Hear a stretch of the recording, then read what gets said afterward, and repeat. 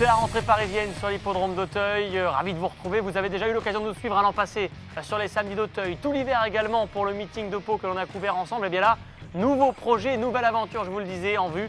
Grand steeplechase de Paris. Pour m'accompagner avec moi, Jacques Ricou. Salut Jacques. Salut Charlie. Jacques, j'ai eu besoin de toi pour cette nouvelle aventure, pour que tu nous livres un petit peu tous les secrets de la discipline. Mais déjà, dis-nous pourquoi tu es devenu jockey d'obstacle, pourquoi cette discipline. On rappelle, c'est quand même 5 cravages d'or, un grand steeplechase de Paris. Mais pourquoi l'obstacle, tout simplement?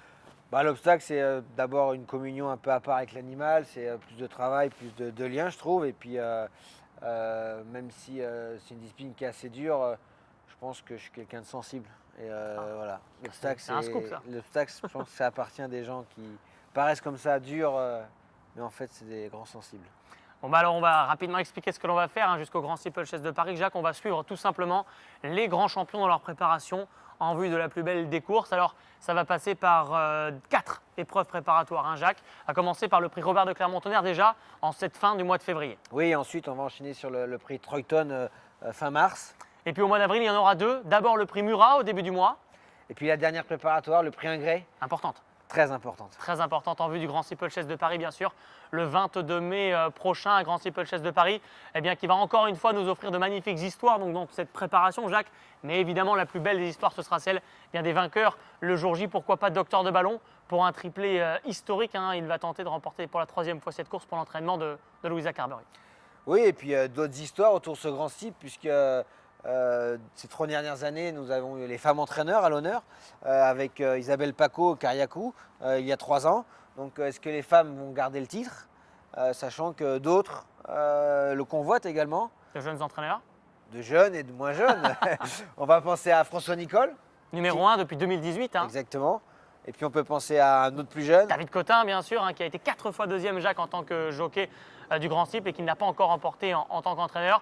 Ça s'annonce vraiment très sportif entre les entraîneurs, mais également entre les jockeys, Jacques, qui, pour certains, ont envie de faire gonfler encore leur palmarès. Oui, nous avons la cravache d'or en titre, James Reveley, qui a gagné 3 fois le Grand Steeplechase de Paris. Et Bertrand Lestrade, également. 3 fois également. Qui va vouloir le gagner une 4e fois, sans oublier les jeunes jockeys qui aussi veulent accrocher à leur palmarès cette grande épreuve. Et puis côté propriétaire, je pense à la famille Papo, bien sûr, pour qui cette course est primordiale, mais pas que, il n'y a pas que. Oui, exactement. Nous avons aussi la Casaque d'Etré, qui bien sûr, je pense que c'est un des groupes. L'accomplissement de la gagner celle-là. Manque à leur palmarès. On a bien connu Bipolaire qui a failli l'accrocher, mais aussi il y a d'autres Kazakhs importants. Je pense à la Kazakh de M. Munir, Kazakh Suède aussi, Suède Munir. Pierre Pilarski. Pierre Pilarski. Qui a fait le grand saut, c'est le cas qu'on puisse dire, c'est le Caire, entre le trot et l'obstacle, bien sûr. Et puis tout autour de ces professionnels, il y aura également les LEAD, les personnels d'écurie. On ira voir avec Jacques, bien sûr, chaque semaine de course préparatoire, en immersion avec la préparation des champions et ceux qui les entourent, ceux qui les façonnent. Et je sais que c'est important pour toi, Jacques, de montrer qu'il y a toute une équipe derrière un champion. Oui, c'est important d'essayer de montrer un peu l'envers du décor. Les courses d'obstacles, c'est une famille. Moi, pour avoir eu la chance de gagner le Grand Steeplechase de Paris, c'était un peu l'apothéose de ma carrière.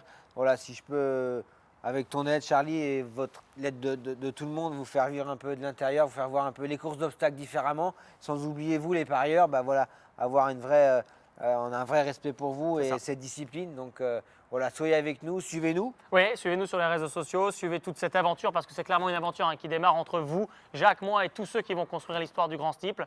Chaque semaine de course préparatoire, on ira voir les champions dans leur préparation. On vous donnera les clés également pour comprendre la course et pour essayer de trouver bien sûr les vainqueurs avant la belle. Et ça va être dans le plus grand des plaisirs. Il va y avoir une adrénaline monstrueuse, Jacques.